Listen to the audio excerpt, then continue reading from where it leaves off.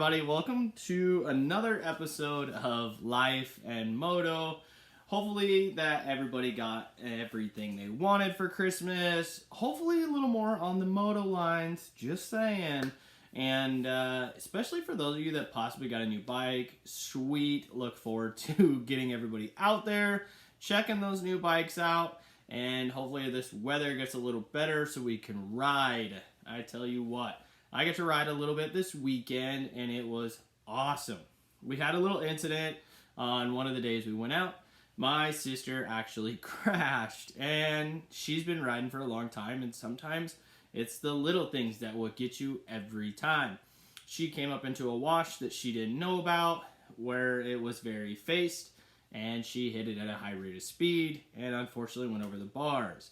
She's doing awesome. She just ended up with some minor bruising, and unfortunately, a good old shiner. Some of you may have even seen it on my Instagram. She tagged me in that, and I commented that she owes me a great day of riding because it happened to be that day was amazing. But nonetheless, I happened to get out there the next day and get a little more riding in on Christmas of all days. Spent time with friends, family, and of course my kiddo. Then later that afternoon, loaded up and said, let's go. So, went riding. So one of the things we're going to kind of discuss in today's episode, we're going to do this a little more just off the cuff and kind of see how it goes. I want to talk about some like riding basics, some adjustments, some things that I know a lot of you already know, but for those of you that are just getting into the sport or looking to maybe know some more about these things, hopefully this episode will cover that. So let's dump right into it. I know that one of the things I continuously harp on my kiddo and I bring up all the time is chain adjustment. Yes, I'm her mechanic, but still got to tell her these things so that way she's aware of them. A lot of people forget to, look into the adjustments of their chain, the benefits of it, and some of the other issues that can come with it, such as like a wheel alignment being off or possibly needing to be realigned. So with that, I also want to add, before we go into this any further, I am in no means, shape, or forms a professional. I am just a guy on an episode of Life and Moto who wants to express some things, hopefully give some people some insights, and hobefully make things a little more interesting for beginners and for those of you that have been riding for a long time. Maybe this could help remember something or put a new hobby of doing every day when you go riding.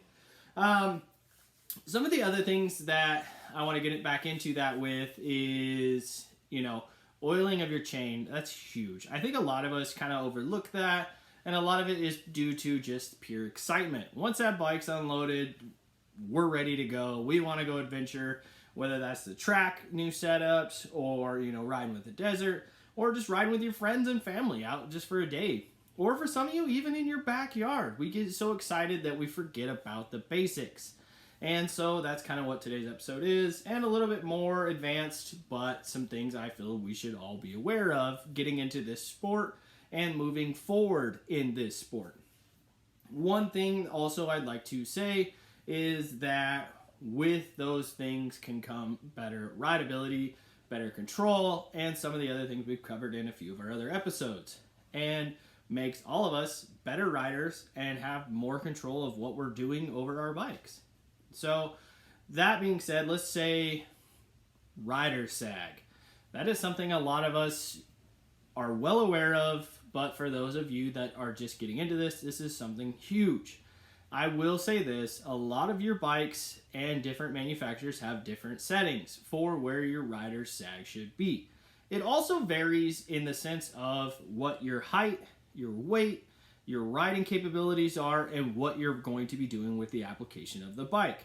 But most of all, rider sag is something huge. What it does is it helps you give your bike the ability to compress and rebound at the correct rate and speed based on your weight and height and applicable applications of how you're riding. And so with that, I recommend that everybody checks into their manufacturers, reads their owner's manual. I know we all hate to do it, especially on you guys that just got new bikes over the weekend. Double check, triple check, and make sure you're set up. Because if your bike is to Stiff, you are going to have controllability issues. Your cornering is going to be harder. Your high-speed whoops are going to be harder. And of course, if your bike is too soft, you're going to feel it the entire day of riding. So now with that, let's move forward into some of the other like known facts, but for beginners, which I am more or less addressing this episode to, is beginners and getting your bike set up. Bar position. Bar position is huge because a lot of the newer manufacturers even have multiple settings on the clamps for your bars, and that will help you with your cornering abilities as well as control of the bike. So with that, I would recommend that everybody that got a new bike or a new bike to them, please, please, please check out your bike, go out, set some different adjustments, try them, and see what works best for you. For me, I'm old school. I ride a CR high, and I love my bars parallel and in line with my forks. I also run a bar riser because I run a stabilizer, and that is more for desert and control and high-speed racing in that sense. I know a lot of you moto guys hate those things, don't agree with those, and that's cool. But for us desert guys, we pretty much live and breathe and prey on those things because they will save our bacon many, many times, especially in the high-speed sand. So for everybody that's just getting into this, I just recommend those couple things. Check out your bike, make sure your chain's in the right corrected tension, as well as your wheel is aligned correctly, and rider sag, as well as your bar position. So I think those are some of your like core basics before anybody goes out and just rips around, gets to know their bikes. Get those things adjusted, get those things set up, because those are going to be your bases for your next steps of tuning, suspension adjustment, for your rebound, your compression, your speed, and so forth on front forks, rear suspension, as well as just rideabilities. I think one of the other things a lot of us kind of intermittently overlook due to excitement, negligence, or just pure forgetting. Like I do it, I've been known to do it, and that is changing your air filter. Air filters are huge. I know a lot of guys that religiously change theirs, and my hat is off to you. This is something I tend to forget on occasion, except for when I'm in the racing season. In the racing mode, it is every race, sometimes twice during a race instance.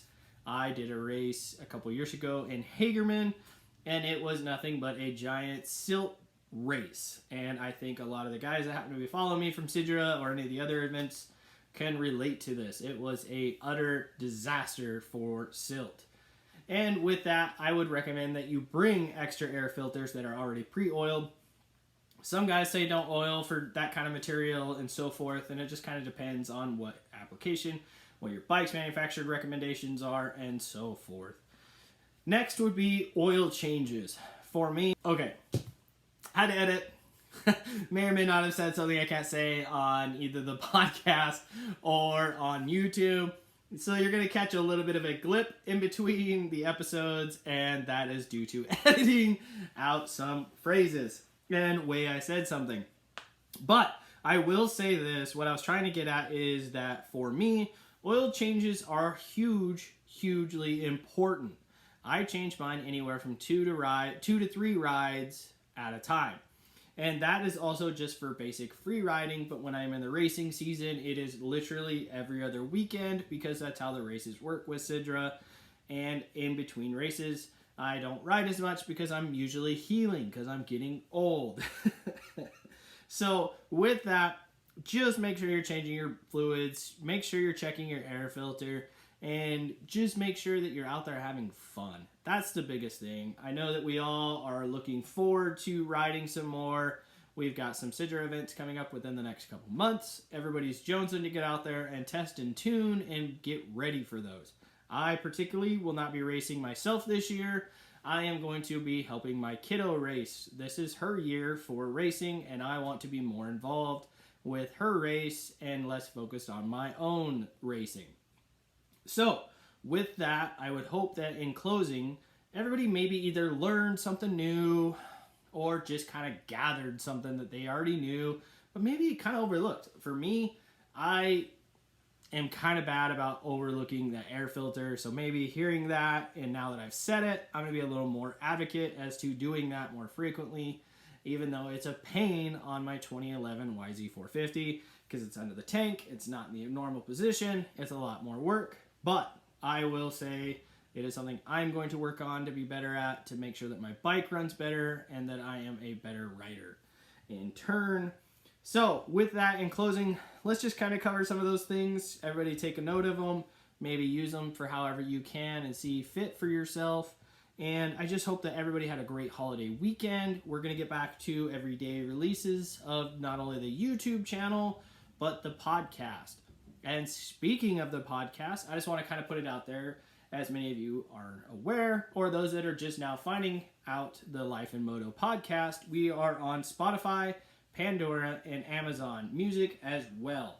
So those are some of your basic platforms. We are also on Instagram at Life in Moto 21, where you can keep up with the things day to day, as well as DM me. And I am always looking for comments, ideas, suggestions.